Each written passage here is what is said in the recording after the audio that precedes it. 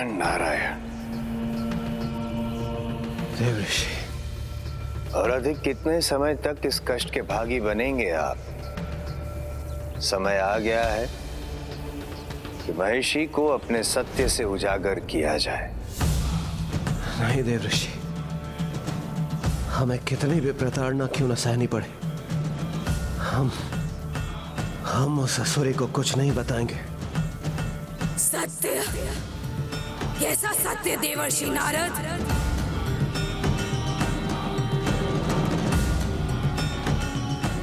रुकिए मत देवर्षि, बताइए मुझे किस सत्य की बात कर रहे हैं आप? नहीं देवऋषि, देवऋषि से कुछ मत बताना। तुम्हारे काल स्वामी अय्यप्पा की ओम स्वामिये शरणमय्यप्पा, हरिहर सुतने शरणमय्यप्पा, आपद्बांधवने शरणमय्यप्पा। महिषी के कर्मों का फल अब उसे मिलने वाला था, क्योंकि नियति उसे प्रभु अयप्पा के सामने लाने की योजना बना चुकी थी। जहां एक ओर स्वामी अयप्पा वन जाने के लिए तैयार थे और वहीं दूसरी ओर महाअसुरी महिषी प्रभु स्वामी अयप्पा के बारे में जान चुकी थी। महिषी, अब निकट आ गया है तुम्हारा अंत। देवताओं के कष्ट भंजन स्वामी अयप्पा शीघ्र आ रहे हैं, तुम्हारा काल बनकर। नहीं। ये कैसे वचन कह रहे हैं आप देवर्षि? क्या आपको मेरे वरदान के बारे में ज्ञात नहीं? अमर तुल्य है मेरा वरदान, अमर तुल्य। नारायण नारायण। प्रभु कृपा से नारद तो किसी के बारे में वो भी जानता है जो व्यक्ति स्वयं अपने बारे में नहीं जानता।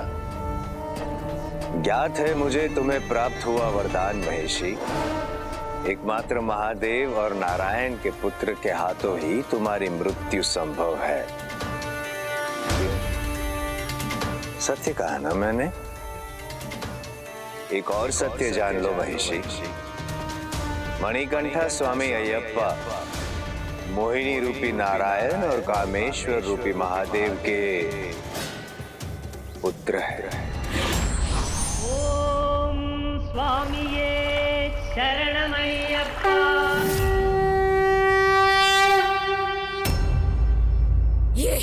ये कदापि उचित नहीं है। अन्याय है ये, अन्याय, छल है ये। तुम सभी देवताओं का छल है मेरे साथ। नहीं महिषी, नहीं, ना तो ये छल है और ना ही अन्याय है, ये न्याय है, न्याय। छल, अन्याय और अत्याचार तो तुम आसुरी शक्तियों का स्वभाव है।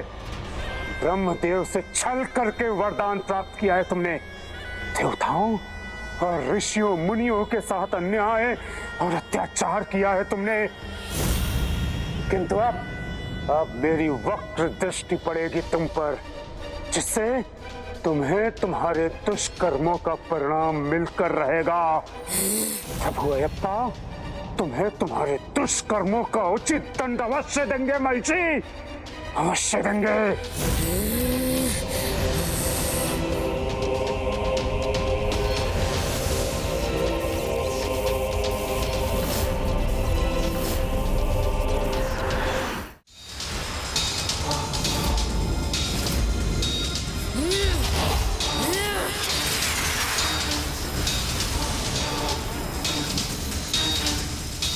न मुझ पर तुम्हारी दृष्टि पड़ेगी, न उसका प्रभाव होगा शनिदेव।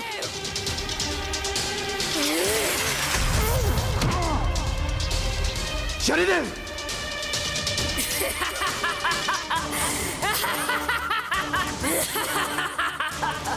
महिषी, मेरी दृष्टि भले ही तुम तक ना पहुंची हो, तब भी समय आने पर प्रभु अयप्पा के हाथों अपने कर्मों का फल भोगने के लिए तैयार रहना।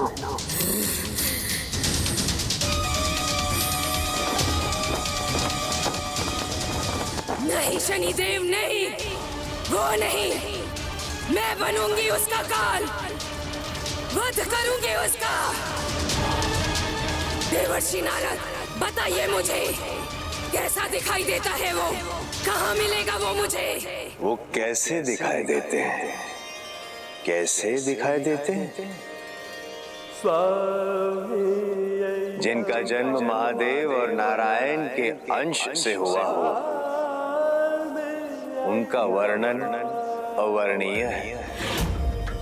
जिनके जन्म से ही उनके कंठ में बस कर दिव्य मणि स्वयं अपनी शोभा बढ़ाता है, उनके जैसा तेजस्वी कदाचित ही कोई और होगा। मणिकंठा स्वामी अयप्पा तो अनेकों मणियों से भी अधिक तेजस्वी है। नमामि नमामि स्वामी अयप्पा, हरिहरा स्वरूपा स्वामी अयप्पा, आराध्या। प्रभु नारायण की अलौकिक और मनमोहक मुस्कान है उनके अधरों पर, और प्रभु हरा शिव के समान दिव्य नेत्र है, जिनमें हरि और हरा दोनों की छवि के दर्शन होते हैं। उन्हें देखकर कोई भी मंत्रमुग्ध हो जाता है।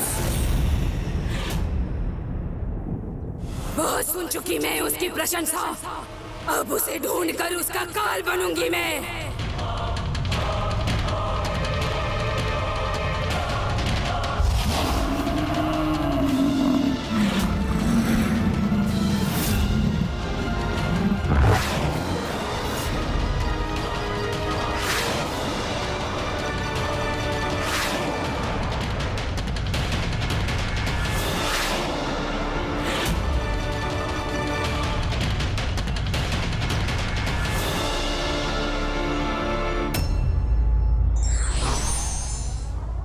कोई व्यक्ति कितना भी सज्जन क्यों ना हो, बुरी संगति उसके स्वभाव में कुटिलता ला ही देती है।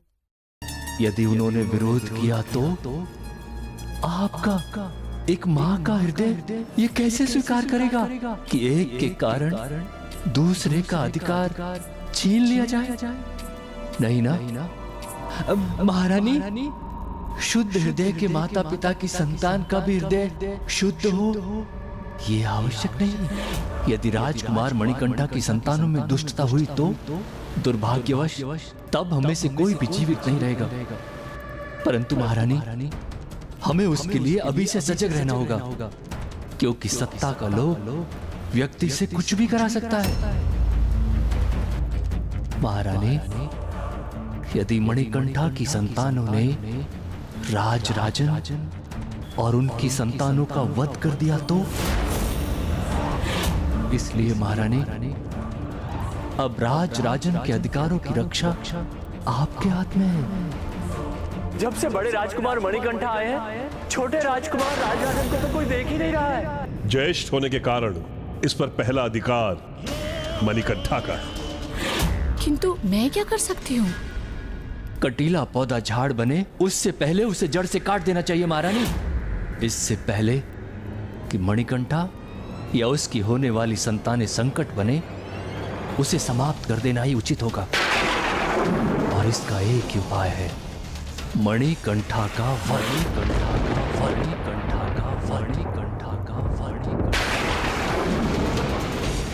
ये क्या कह रहे हैं आप? ये मैं कैसे कर सकती हूँ? आपको कहाँ कुछ करना है महारानी, आप केवल आदेश दीजिए, मैं ऐसा उपाय करूंगा कि ये अयप्पा स्वयं को अपने आप अपने अंत की ओर ले जाएगा। इतना महंगा सुझाव। ये महामंत्री कितना क्रूर है ना, और अनुचित कर्म है ना? धर्म के अनुसार ये तो हत्या तुल्य अधर्म है। जो परिवार को तोड़ने का प्रयास करता है या जो अपने स्नेही जनों को दूर करने का प्रयास करता है, वो तो हत्या के समान पाप करता है। और जहाँ एक और उस दुष्ट मंत्री ने एक माँ की ममता का लाभ उठाकर उसके मन में अपनी ही संतान के प्रति विष खोलने का प्रयास किया, वहीं दूसरी ओर